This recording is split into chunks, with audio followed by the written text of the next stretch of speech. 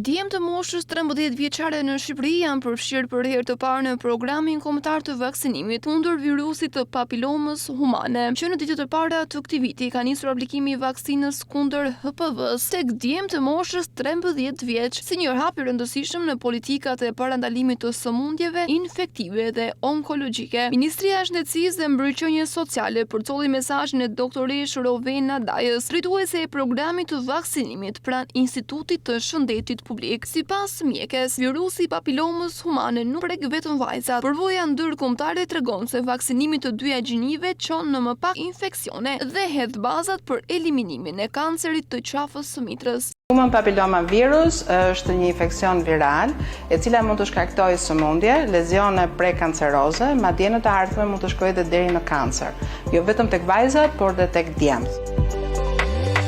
Për shkak të këtij efekti, kemi një vaksinë e cila mund të na mbrojë vajzat dhe djemt.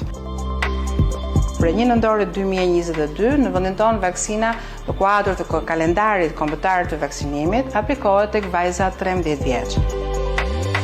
Aktualisht, që vitet të para të janarit 2026, kjo vaksinë aplikohet edhe tek djemt 13 vjeç.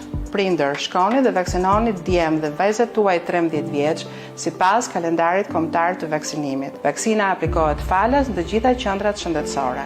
Një hap i vogël sot, një hap i madh për të ardhmen.